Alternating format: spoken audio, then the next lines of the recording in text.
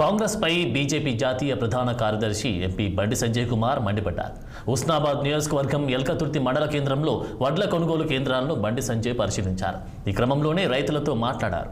అనంతరం రైతులకు ఇచ్చిన హామీల గురించి ప్రస్తావిస్తూ ఎన్నికల్లో లబ్ధి పొందేందుకు దేవుళ్లను, భగవద్గీత, బైబుల్, ఖురాన్లను వాడుకుంటున్నారని, ఎన్నికలైపోగానే వాటిని గాలి కొదిలేస్తారని కాంగ్రెస్ ప్రభుత్వాన్ని విమర్శించారు. దేవుళ్లంటే అంత చులకన అంటూ ప్రశ్నించారు. కాంగ్రెస్కు చిత్తశుద్ధి ఉంటే వెంటనే వడ్లకు బోనస్ ఇవ్వాలి, తాలు, తరుగు, తేమతో సంబంధం లేకుండా కనీస మద్దతు ధర చెల్లించి వడ్లను కొనుగోలు చేయాలన్నారు. అట్లాగే తడిసిన వడ్లను పూర్తిగా కనీస మద్దతు చెల్లించి ప్రభుత్వమే కొనుగోలు చేసి రైతులను ఆదుకోవాలి అని డిమాండ్ చేశారు.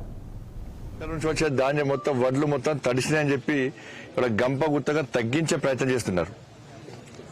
అంటే అధికారులు వచ్చి చూడడం కూడా తప్పైపోతుంది. పాపం ఆ అధికారులే బాధపడుతున్నారు. నేను వచ్చి చూసినా, మాకు సమాచారం వచ్చింది, మేము వచ్చి చూసినాం, కొంత ఒక 2-3 ప్రాంతాలు తడిసిందంతే.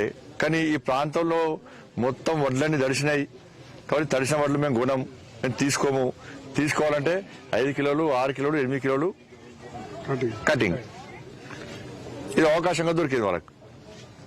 కానీ దీని మీద ప్రభుత్వం చాలా సీరియస్గా వివరించాల్సిన అవసరం ఉంది.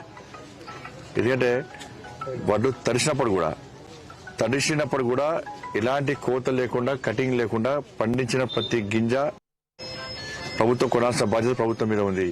ఇక్కడ ఇప్పుడే ఒక రైతు